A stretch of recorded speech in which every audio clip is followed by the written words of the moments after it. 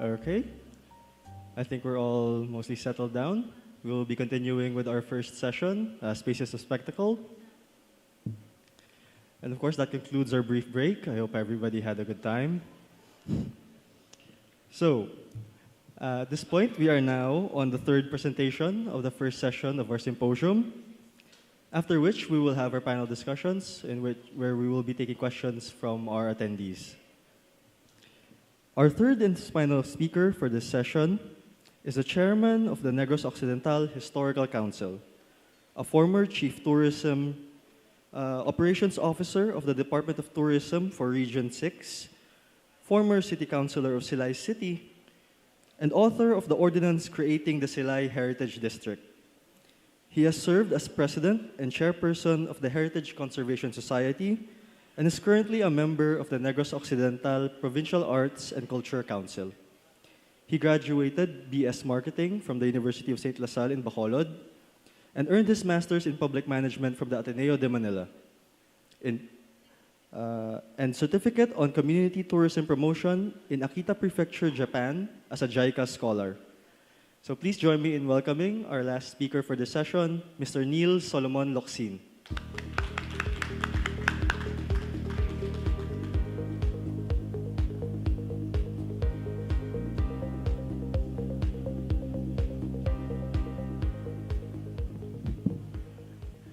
Good morning, everyone.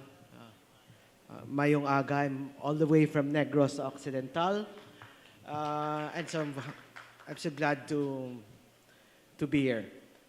Okay. Well, my topic is legacy of sugar. And it might be very confusing to many. How is Art Deco connected to sugar? Sugar as a crop has been with us for thousands of years.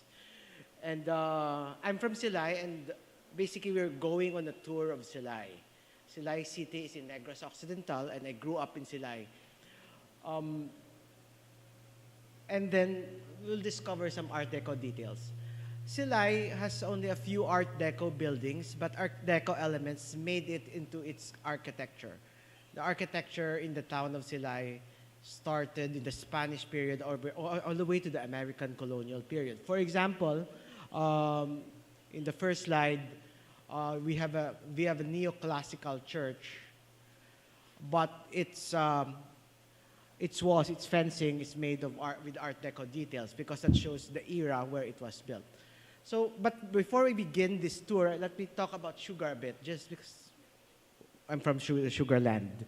So sugar, we get our sugar from sugar cane, but sugar actually in Europe came from sugar beets. It's a root crop.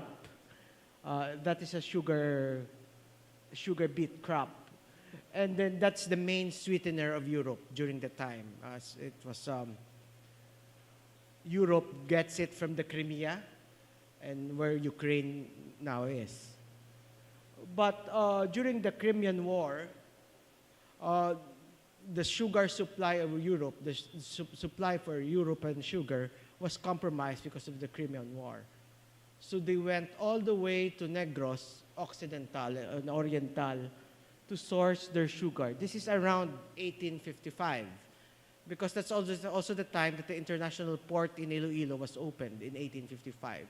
So we have been producing sugar for centuries, but finally we have a European market from the sugar from Negros sugar. So before we produce sugar that way. We call it the Molino de Sangre. It's a sugar press driven by a carabao or a water buffalo. And then as early as 1795, we have already exported that amount of sugar. But because of the Crimean War, we had access to the European market. Next slide, please. Okay. So most of the people from my town are from Iloilo, from the neighboring Panay Island. And they're mostly Chinese mestizos. I am a Locsin. I'm descended from a Chinese migrant that came to Molo, Iloilo in 1750. He became Gobernadorcillo. And then we were into textile trade, the sinamay trade. But because of the trade decline, because of the industrial revolution, where there's cheaper textiles produced in England, the textile trade declined. So because of the textile trade declined, we started moving to Negros, to the neighboring island of Negros, where we started planting sugar. What is interesting is that we removed ourselves from Panay Island and transferred to Negros, bringing an entire culture, an entire way of life from a very progressive town called Iloilo, mostly in Haro and Molo, and establishing a new society in Negros. Because during the time, Negros is a new frontier. It has nothing. And we started to organize ourselves, and we congregated in the town of Silay. Then by 1854, we have been producing a lot of sugar because for the European market. That in fact, when the Crimean War ended, the European and American markets stopped already sourcing sugar or stopped producing sugar beets, and finally just source sugar from Negros through Panay's International Port. So during the time, we started to mechanize. Next slide, please. We started to mechanize. And along with all of these landowners who came to Negros are the Sakadas. So we didn't only bring an entire way of life to Negros, we also bring in migrant workers. So that initiated all of these issues, social issues of the sugar industry that we cannot deny also. So an entire culture, this culture, this way of life, not only of the people who are living in Molo and Haro, but also of the people looking for labor. So all of this with them are their intangible heritage, their folk songs, all their way of life, their beliefs, even the beliefs in the Babaylan were all brought into Negros. It became a large diaspora of different culture classes, populating Negros Island and resulting to what you see in Negros today. Next slide, please.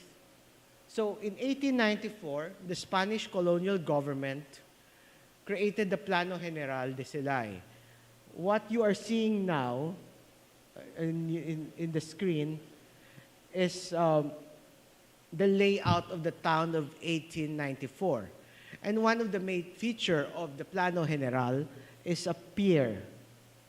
It was inaugurated in 1894, and it was one of the longest piers in Asia. It's around 1.7 kilometers, and that is how it looks like now. It is still there. It is still in ruins, but it's registered in the Philippine Registry of Cultural Property. So we export our sugar, Negros sugar, directly from Silay to the port of Iloilo through that pier, and how this is connected to the Art Deco movement. This went on until the 1930s. We bring out our sugar to international ports, and that's how all these ideas, architectural designs, the way of life from Europe and the Americas came into Silay, and the people of Silay, it started embracing all the modern technology. At one point, we would ship, because there's no freezer yet during the time, steamships would bring ice from Massachusetts to Silay, directly to Silay through steamships, through that port. And all of these are all ideas, including ideas of democracy initiating a revolution. Can we move to the next slide? So somewhere in time after the revolution of November 5, 1898, Negros established the República Cantonal de Negros, which was abolished by the Americans. And according to some stories, one of the concessions of the abolition of the Negros Republic was a huge sugar tariff for Negros Island. Next slide, please. So what you see in the Plano General de Silay is now the Silay Heritage District. Much of it, even the original roads and layout of roads, are still the same until today. So that is now the Heritage District. And if you look at the old 1894 map of the Plano General, that's still the same. It's like our Intramuros without the walls.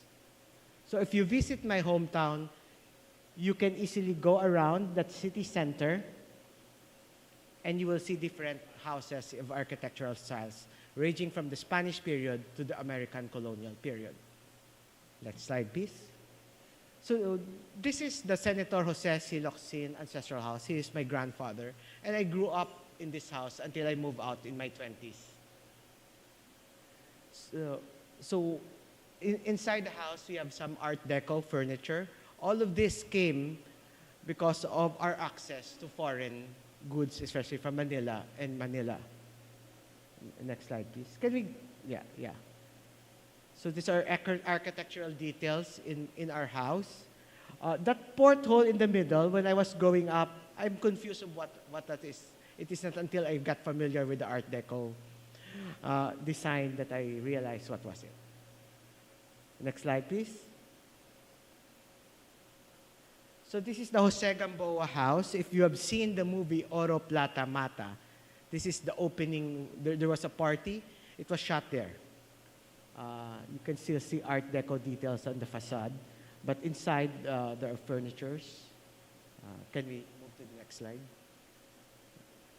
So that is from the movie Oro Plata Mata. It was shot inside the house. Next slide, please. This is the Herman Unson ancestral house. It is now a bed and breakfast, but it's the Spanish mission style design in the exterior. In the interior is very Art Deco. It is also an events place, so you can actually book your stay there if you visit Silay. Can we look inside? So a lot of Art Deco details inside the house, in the rooms, in the floors. Next slide, please.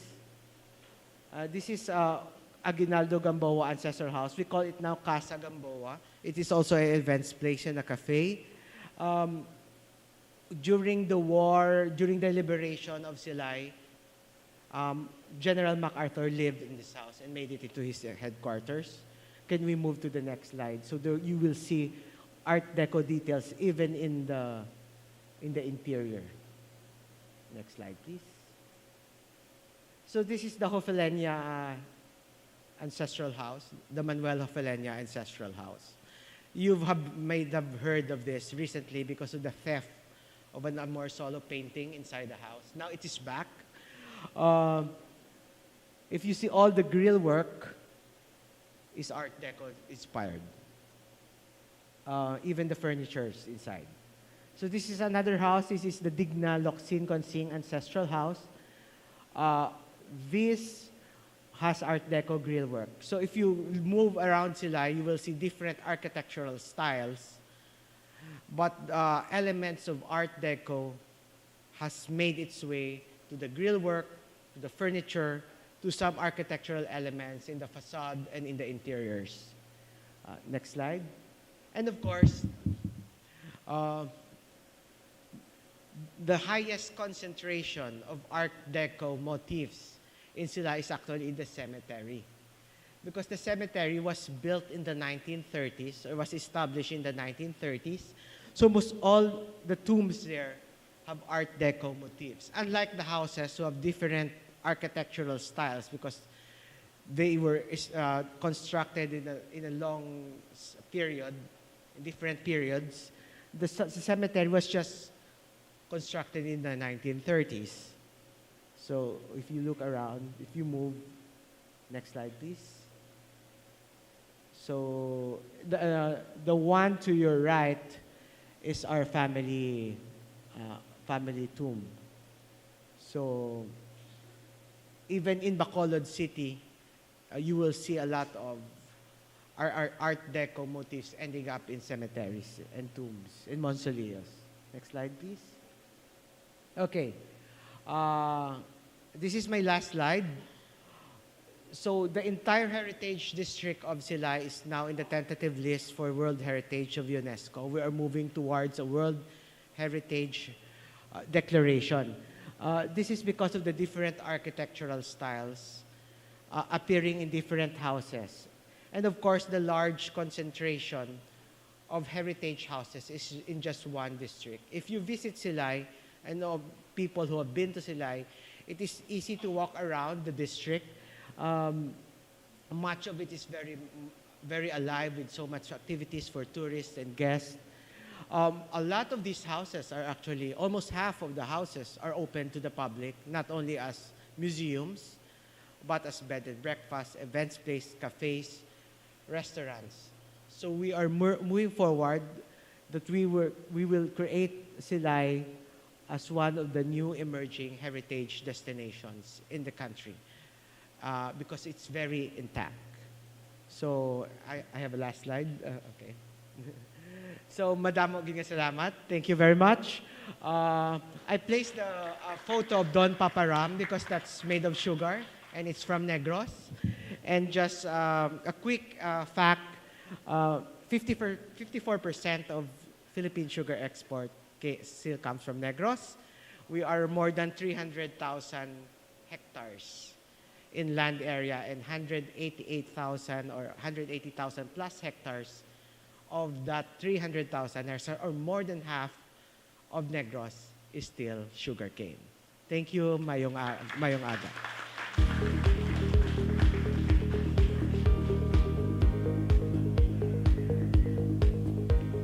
All right, so thank you so much, Sir Solo, for representing Negrense. As a fellow Negrense, it's it's a source of pride for me that we're represented in the national stage like this, and for teaching us all about the history of the sugar industry and how it affected the architecture of the Silay city. So now at this point, how about a round of applause for our first session? Thank you so much to our speakers. But for now, we'll be heading into the panel discussion. So if I could just invite the speakers of our first session onto the stage on our wonderfully curated sofa sets for our panel discussion.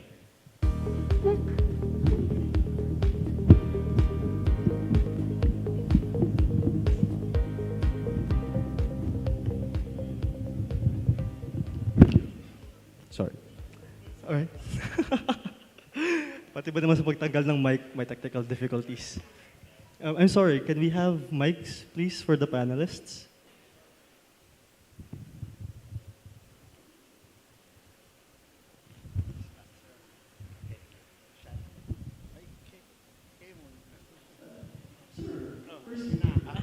Okay. Amazing session. We've learned so much about the architecture of the Philippines, Art Deco, and the various factors that influenced its design. In Manila, with the architecture of Auditorium, our provincial capitals, and all the way down to our provincial cities. Thank you so much. But so at this point, we are taking questions from the audience. So we have guides and ushers who will distribute mics, I believe, for anyone who wishes to engage our panelists. Take this opportunity to learn from them, glean from their knowledge. I'm pretty sure this.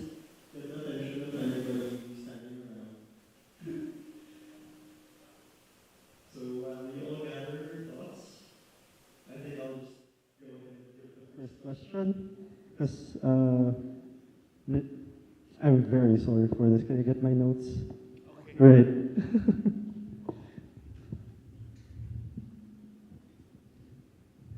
All right. So I do have my own questions for the three of you. If you're all aware, this symposium is in part of a larger celebration that we're conducting here at the museum for the Art Deco movement Centennial. And we are going to launch an exhibit featuring Art Deco style here at the National Museum of Fine Arts. And I would just like to ask, given your expertise in the style, would you, and with your talks, in the realm of your thoughts, do you have a specific aspect that you feel deserves to be highlighted in such an exhibit? Okay, so we just see Art Deco as just a style, no? But it is part of a larger, no, socio-political agenda, no? It is linked with, diba? Multiple, No, particularly allied fields. Yes. particularly the quest, no, the 1920s and 1930s quest for the ideal body. So it is also linked with the politics of eugenics, no?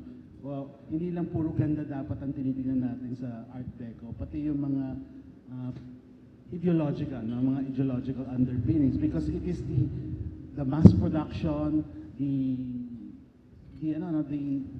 quest, no, for the ideal body is also can be seen, no, in Art Deco. So the slim, no, diba? How do you differentiate, no, the female figuration compared to Art Nouveau and Art Deco? Kung titignan natin yung Art Nouveau, ang representation niya is the forest nymph, no? Yung mga flowing, organic plant growth, no? Samantalang sa Art Deco, it's the 1920s flapper, no? Flat-chested, elongated body, no? And then bob cut. So it is a streamline, no? The streamline, so lahat ng unnecessary tinanggal, no? So this is also, no, manifested not only in terms of architecture but also in other fields. So in fashion, no, in architecture particularly, the Rizal Coliseum is the manifestation of that streamlining, no, the curved walls, no. So there's an analog, no, between the body and the building. No? Yun ang gusto kong makita.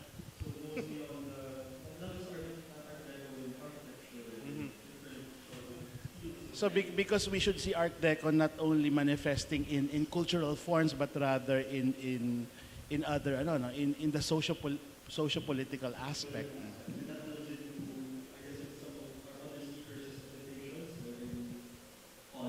Governance and industry, correct? The Art Deco style personally ended up in a family home. So how I think I'm looking for stories of families raising new ideas, ideas of modernity. Kasi sometimes when you see history, it's puro Spanish. But how all these details, these motifs ended up in a family home, how normal families relate to the design before the war. I always connect to family because I grew up in an ancestral house, and there are so many Art Deco furnitures there. And one of the Art Deco furnitures that's going to be brought to the National Museum eventually does not even belong to my family.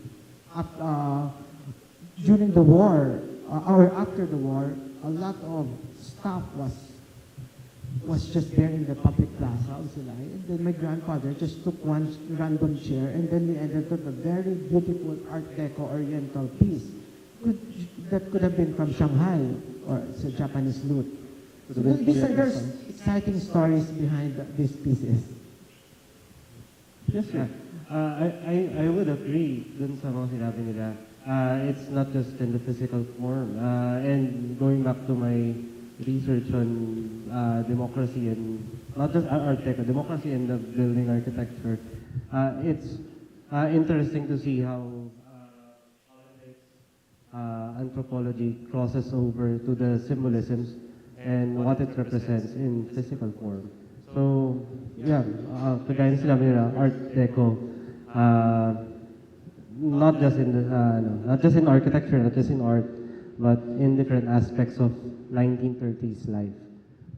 Tapos we should also remember that Art Deco was truly a global style Because it is facilitated by the technology of radio, no? Radio and the cinema. So we were able to copy or appropriate, no, Hollywood deco in our houses, no. Here, no, Art Deco music, no, sa mga radyo. So these are all. At saka we were able to travel, no, global travel, no, was facilitated by an Art Deco, no, ocean liner. So it was really a lifestyle, a global phenomena. But one thing is certain, no, Art Deco is able to be, can be, no, adapted to the local culture, no. So, in a way, in the Philippines, no, Art Deco has been used, no, to subvert, no, the dominance of neoclassicism, no, particularly in the works of Juan Arellano, no, where he tried, no, to rebel against classicism by infusing, no, mga saging, mga native, no, familiar native, kasi people cannot relate to the building because it is out of their everyday experience. So, for Arellano, he tried to prefigure a nationalist architecture. Now, for example, in the Metropolitan Theater, by trying to integrate, no, locally found motifs like banana, gumamela, no, bayabas, etc. So, it is a highly relatable style, no, for all of us. That's why it's popular, and up to now, no, its aura is still with us. No? Oh, so thank you so much for your answers. Very enlightening in our direction. So we're bringing in Art Deco not just as a physical form, more of a lifestyle, something that very personal to the Filipino identity. All right, so we have a question. Oh, do we have a mic? Ayan. Thank you so much. Morning, gentlemen. Just before my comment, I want to share a little anecdote. In my research on the Art Deco houses in Silay, I actually interviewed the descendants of one of the houses that you featured, Solo, the Casa Gamboa. So it's the house where MacArthur briefly stayed during the Liberation era. And the descendants told me that some of their things were actually brought from American catalogs. In the old days, they would have these thick, they call it, from American companies like Sears and Roebuck. And these things were not everyday things to the average people at the time. So if you could buy PX, or I guess American-made goods, then that was, I guess, a sign that you were a little bit a cut above the rest. And being sugar barons, I suppose they did have the financial means to buy these things, no? Now, a lot of those things are today considered as Art Deco because they were brought during that era, no? So again, it sort of ties up with the economics as well of sugar. So that's a little anecdote. Now, this is really more... So, actually, for example, may kinalaman din siya sa economics, no? Yung the rise of yung colonial economy. Take for example in Sariaya, there are so many so many Art Deco, no? Art Deco houses in that, because it was, no, the consequence of yung copra, no, coconut production. In the same way that yung sugar doon sa Silay. yes, yeah. So in Centennial, the equivalent was sugar, was coconut. Although I would argue that sugar was a bigger industry than coconut. No, it had a bigger reach. Anyway, this is for Mr. Lico and maybe kay Mr. Paulo. These pensionados who came back, a lot of them, like Juan Nakpil is just one, right? So we have the other more famous ones like Andres Luna de San Pedro, who actually was French schooled. So he was one of the few European schooled architects. A lot of the pensionados were American educated. Yeah. So a lot of them actually practiced and made Manila their canvas. And that's why a lot of the major Art Deco works is in our city. No? Metropolitan Theater, government facilities as well. No? So I'm wondering if in your research, did you ever come up with major works of Juan Nakpil that were not in the city itself? It could be in a form of a house or lesser known buildings. Did you ever design a capital? Did you design a capital? I think for that question, no, we have one earlier na nasabi yung sa Sariaya, being an Art Deco house, but Speaking from what I know, especially in Central Luzon and Northern Luzon, because I'm from Tarlac, most of the Art Deco works that can be traced in the province have been from local architects. And most probably because of influence from architects practicing in the national level. Just like what I've said earlier, from the Art Deco capitals being a way to transmit Art Deco knowledge to provinces, and then provincial and local architects would get their influence and inspiration from that style and use it mostly in most residences during 1930s. That is what I've mostly seen in our province in Tarlac. Actually, no, I've seen no. Kasi Art Deco is also about the spirit of fun, no. So, for example, Juan Arellano experimented with Egyptian motifs. Did you know that? No, he designed the Bacolod, no, Bacolod.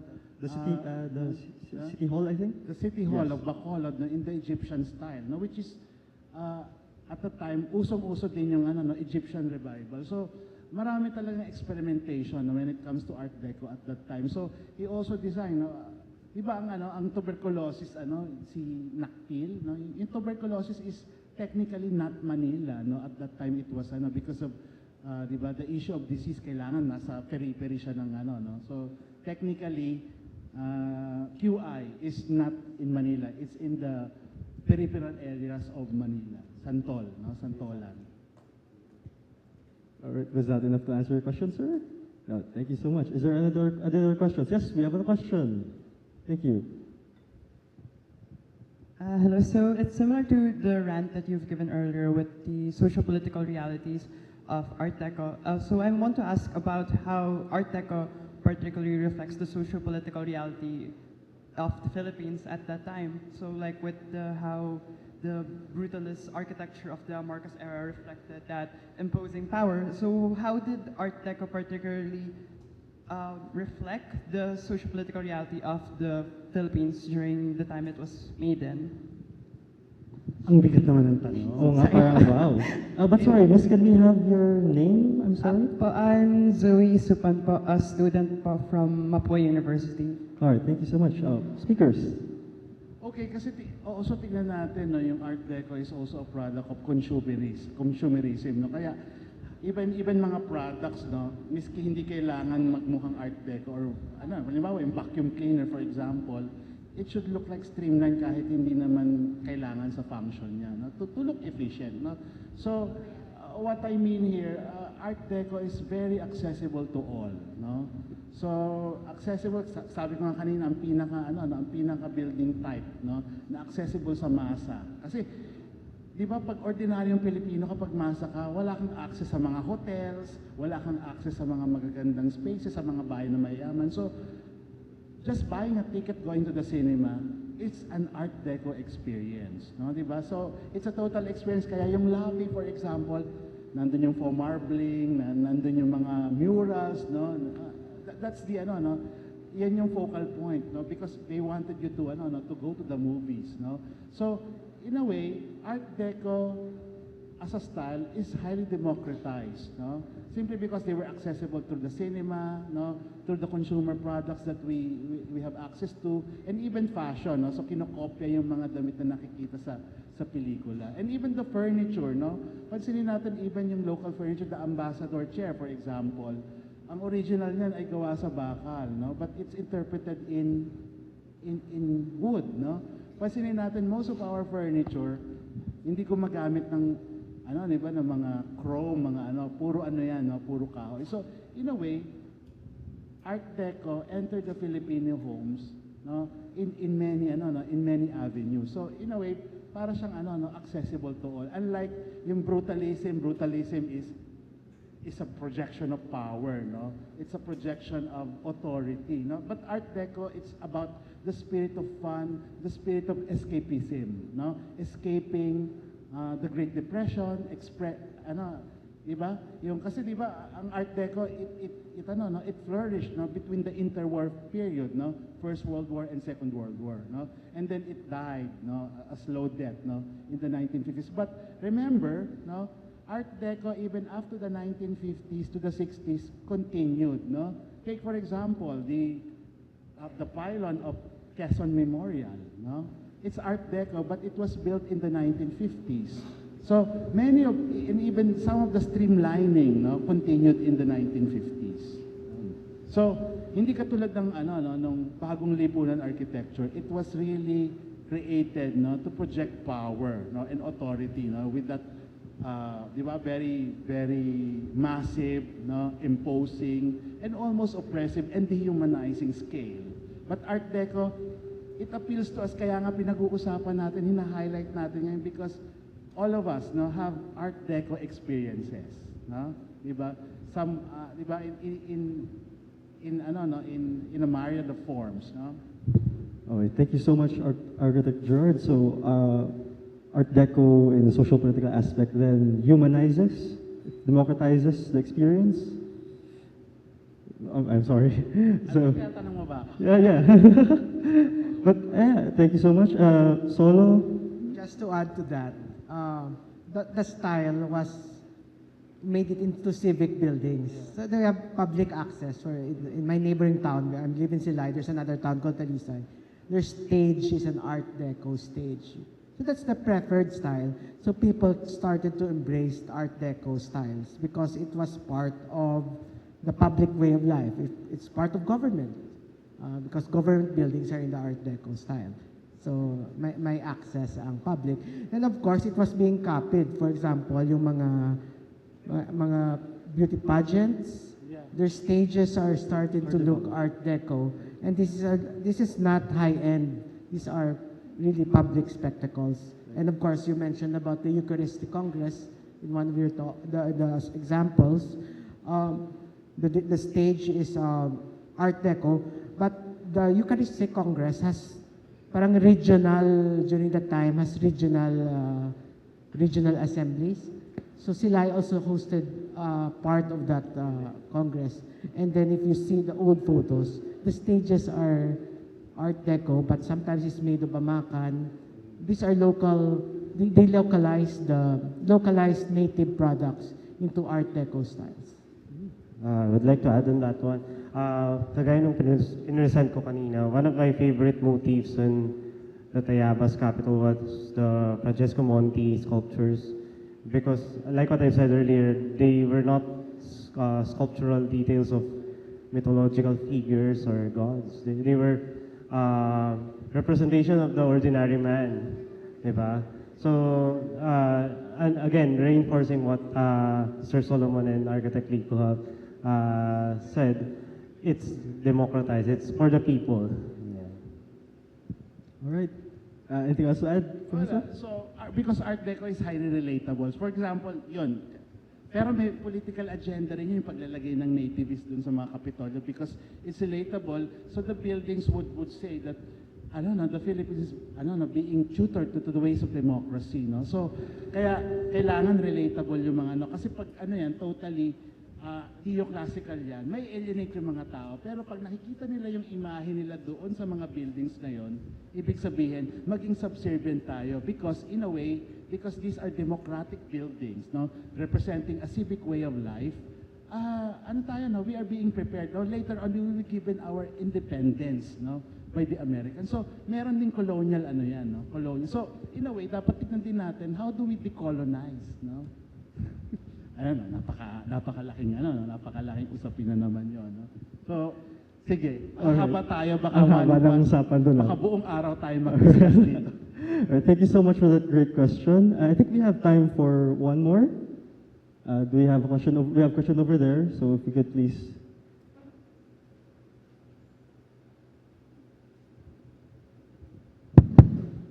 Hello, I want to stand up. Hi, guys. Apologies, my throat hurts. Architect Lico mentioned about Art Deco being fun and exciting and relatable. would you say it's also counterculture as well? Because you mentioned about the flapper fashion, and one of the accessories that became part in vogue was the wristwatch, perfected by Cartier.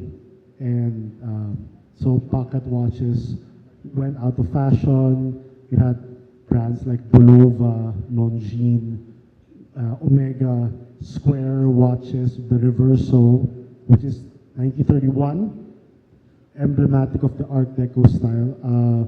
Would you say that is part of this whole, consumerist movement? We're moving away from like the dictates of the top, but rather what the people want, basically. So, yeah. Hirap ng tanong, ah. So maybe we could just simplify it. Would you say that it's a form of counterculture as well? Yes, because di ba, kasi this is the era of mass production, no? Di ba? You have to produce, in order to do mass production, you have to streamline, no?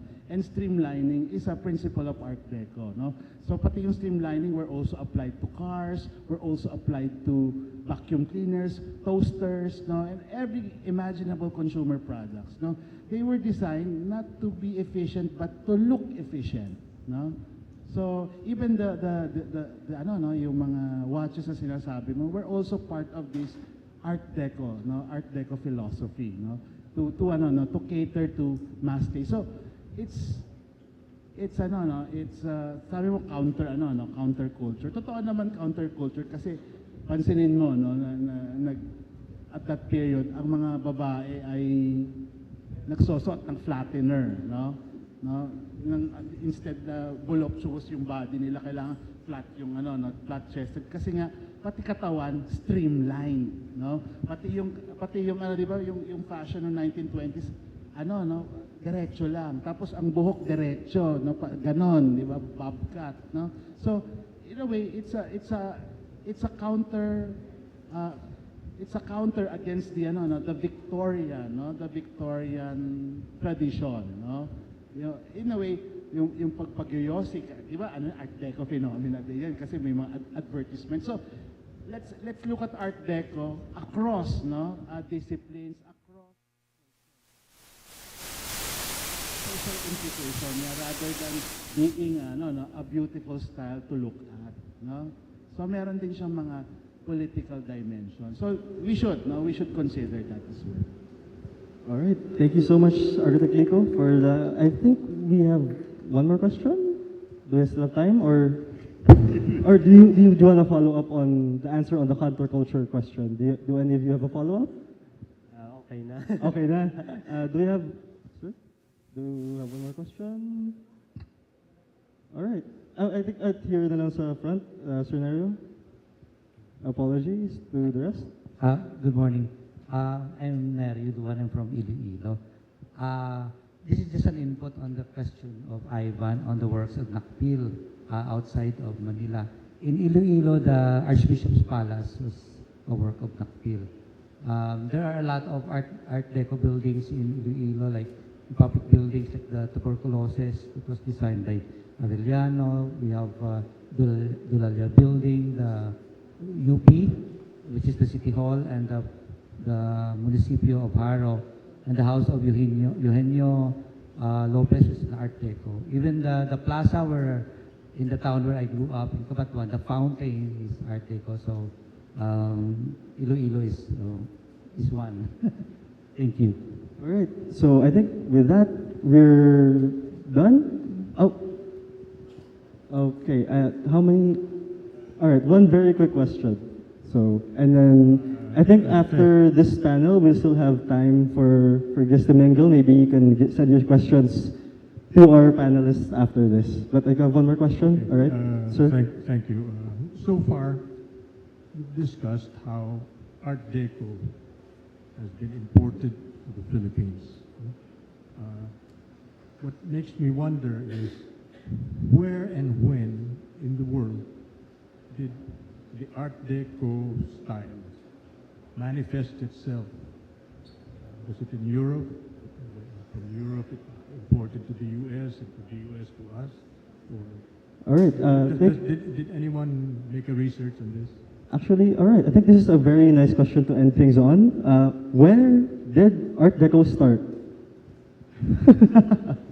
Because if you travel now, you go to Paris, you see it in some of the metro stops.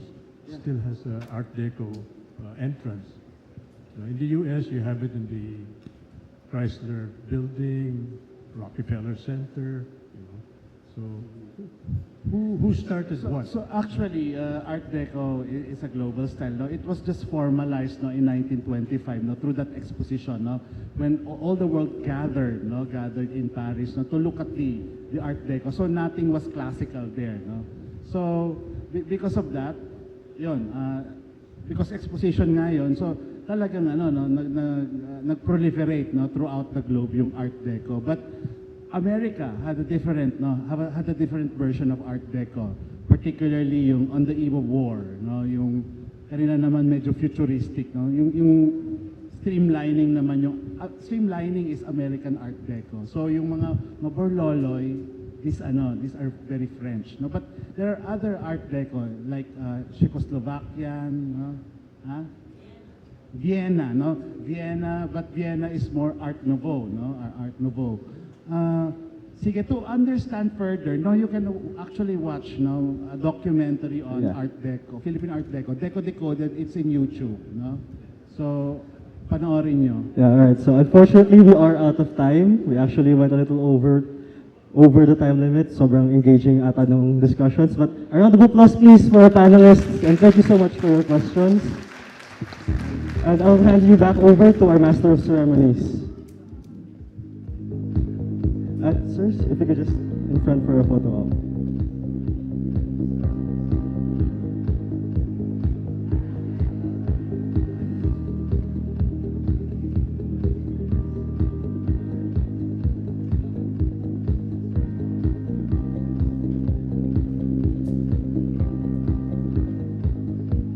May we invite Architect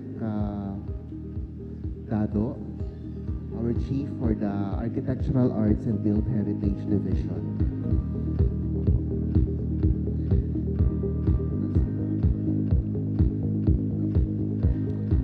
So, we are thankful to our presenters for this first session, Dr. Lico, Architect Hasegawa, and Mr. Laksin for their sharing their expertise and knowledge. So we also have our museum curator and chief of the Architectural Arts and Built Heritage Division, Architect Arnulfo F. Dado, to present the Certificate of Appreciation. So let me read the citation. So the Certificate of Appreciation is given to for his invaluable time, expertise as a research person during the Making Modernity, the Art Deco Centennial Lectures 1925-2025. On May 31st, 2025 from 8 a.m. to 5 p.m. at the Auditorium, National Museum of Fine Arts, given this day of May 2025 at the National Museum of the Philippines, Manila.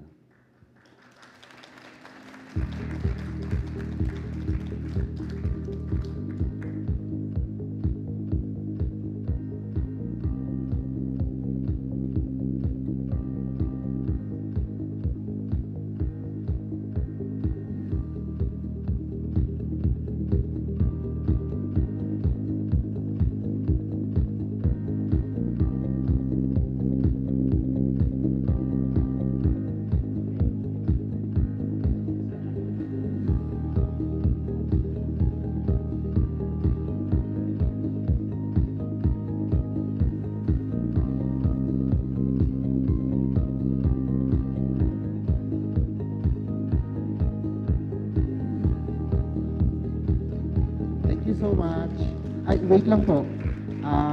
Everyone remain on their seats, tapos kayo naman po yung nakaharap dito para kasama yung audience sa photo.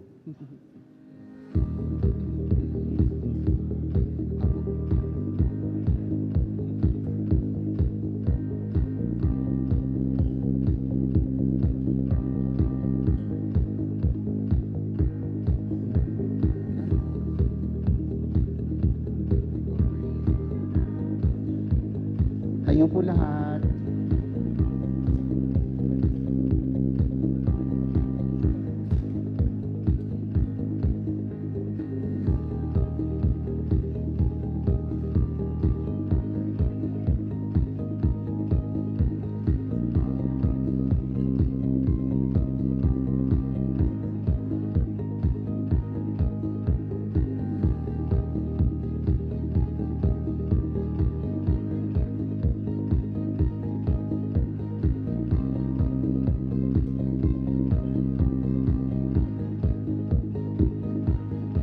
Thank you so much, everyone. Maraming salamat po.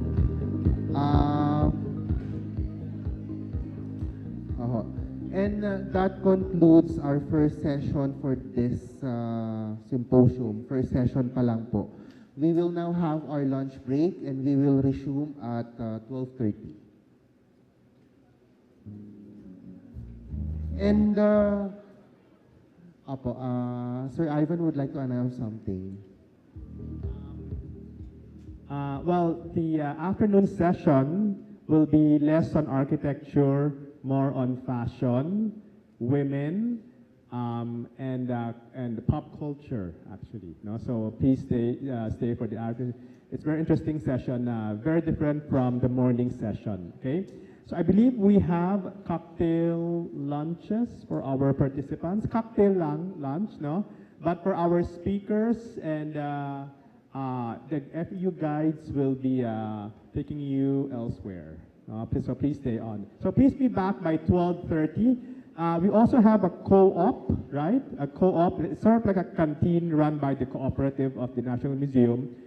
You can visit that at the end. Just turn right and to the end, and then you turn right. Okay? So again, our FU guys will assist our speakers to the venue. Oh yeah. We also have Art Deco in the Philippines book out there, which is co-authored by yours truly and Mr. Gerard Lico. So they're available for purchase. If you want to get a copy, please approach the FEU guides and we can have it signed before we leave. Okay, it's at the registration outside. No? Thank you. So please be back by 12:30.